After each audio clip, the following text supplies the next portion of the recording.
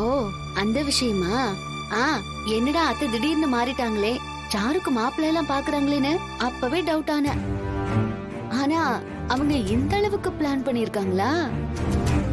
So ஃபேக்கா ஒரு ஃபேமிலிய set பண்ணி சாருவ பொண்ணு பார்க்க வைக்க போறாங்க. ஆமா மாயா, கல்யாணத்தை அன்னைக்கு அந்த மாப்பிள்ளைய ஓட வச்சு சீனு மாமாவ சாருவுக்கு கல்யாணம் பண்ணி வைக்கணும்னு பேசிக்கிறாங்க. ரொம்ப கிரிமினலா தான் பிளான் பண்ணிருக்காங்க. அங்கேயே அவங்கள புடிச்சு நல்லா திட்டி விட்டுருப்பேன். ஆனா எனக்கு தெரிஞ்சிருச்சுன்னு அவங்க வேற ஏதாவது திட்டம் போடுவாங்க. அதனாலதான் அமைதியா வந்து உனக்கு கால் பண்ண. நீ பண்ணதும் நல்லதுதான். நீ போய் கேட்டு அத அந்த வீட்டுல சொல்லியிருந்தா அத்தை எனக்கு எதுவும் தெரியாதுன்னு அப்படியே பிளேட்டை மாத்திருப்பாங்க. நான் இன்னைக்கு கதிர் கூட சந்தோஷமா வாழ்றேனா அதுக்கு காரணமே நீதான் மாயா. நீ மட்டும் கதிருக்கு என்ன கல்யாணம் பண்ணி வைக்கலனா என் லைஃபே போயிருக்கும். இந்நேரம் நான் உயிரோட இருந்திருப்பேனான்னு கூட தெரியல. நீ ஏன் இப்படி எல்லாம் பேசுற? இல்ல மாயா, நான் உனக்கு அவ்வளவு கடன் பட்டிருக்கேன். நீயும் சீனு மாமாவும் சந்தோஷமா ஒன்னா வாழணும். ஆனா அத்தை உங்களை பிரிக்க இப்படி ஒரு பிளான் பண்றாங்க.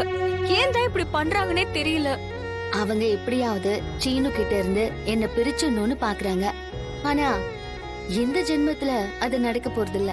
அத்தை பண்ணிருக்கிற பிளானை எப்படி தடுக்கிறது? இது ஒரு விஷயமே இல்ல.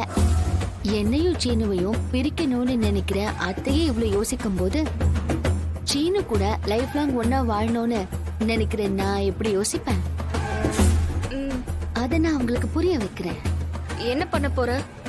நாளைக்கு மாப்பிள்ளை வீட்டுக்காரங்க வரதுக்கு முன்னாடி நாம ஒரு ஏற்பாடு பண்ணுவோம். என்ன பண்ணணும்?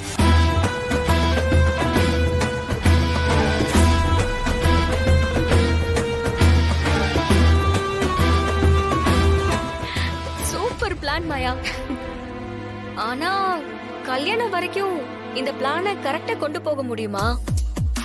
ஏன்னா கொஞ்சம் மிஸ் ஆனாலும் பெரிய பிரச்சனையில முடிஞ்சிரும். இதுல உன் லைஃப் வேற இருக்கு. கவலைப்படாத தனா, சீனு கூட சேர்ந்து வாழறதுக்கு நான் எந்த எல்லைக்கு வேணாலும் போவேன். அதுவும் இல்லாம நான் எப்பவுமே அந்த வீட்டு மருமகளா இருக்கணும்.